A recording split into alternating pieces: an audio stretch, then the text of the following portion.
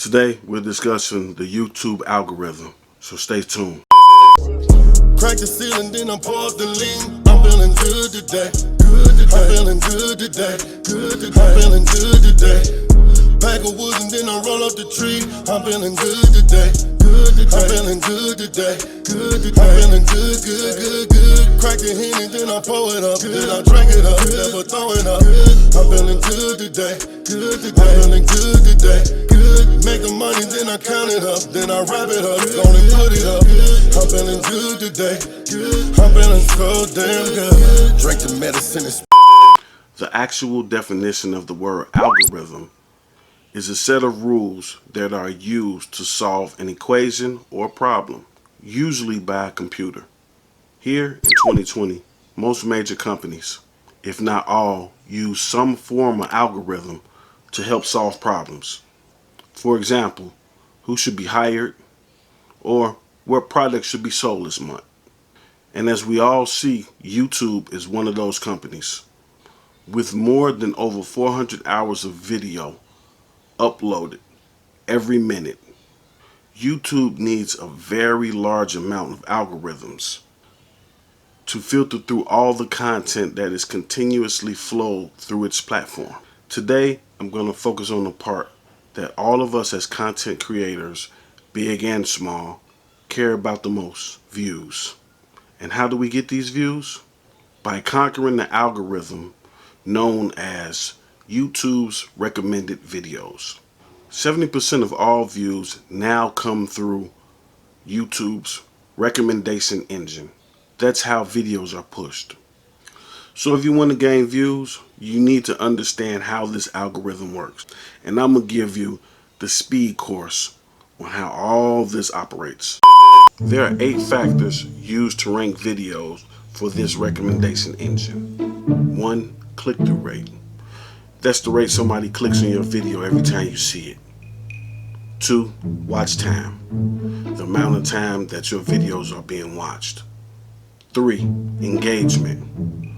That's every time somebody subscribes, shares, likes, and comment on your videos. 4. How many videos have the user watched from your channel? 5. What the user has searched for in the past. 6. How recently the user has watched a video about this topic. 7. The user's previously watched videos. And number 8. The user's demographic information and location.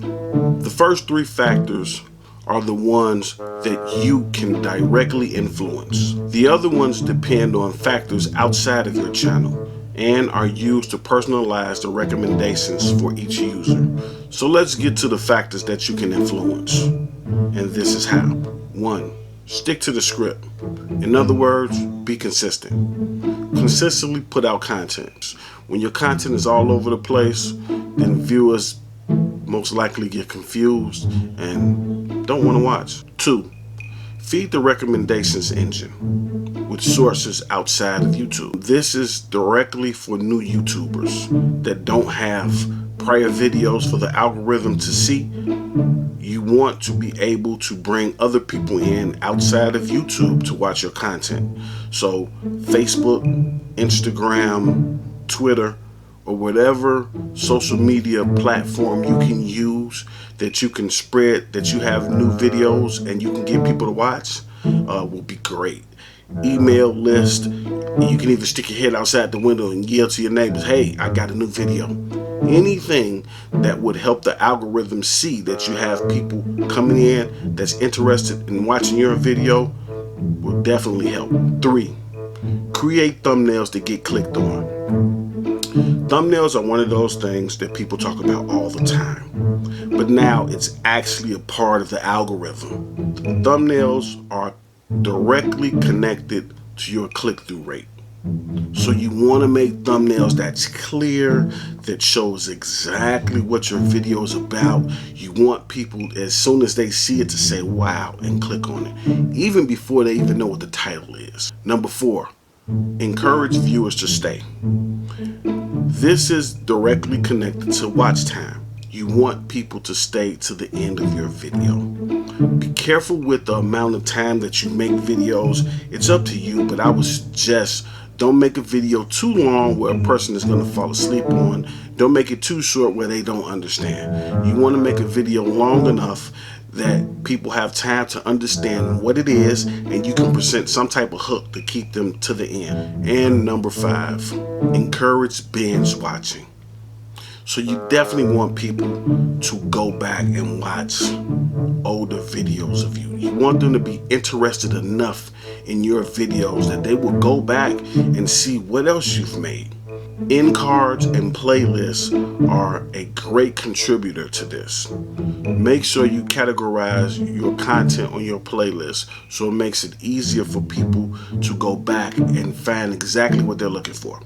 If it's hard for them to find what they're looking for, they won't look at all. And that's it, as you have now conquered YouTube's recommended videos. One thing to keep in mind, your goals are the same as YouTube's goals, which are to get as many people as possible to watch videos and engage in those videos. Peace out, my friends. And spit the flute, pour up yellow, same color Pikachu. Yeah, the tussin got a nigga bustin', pour a whole pint in a bowl of fruit. Then let it soak in with the vodka. Pour a line in a pina colada. By the end of the day, I done emptied the bottle. I'm coolin' the Kuna Matata.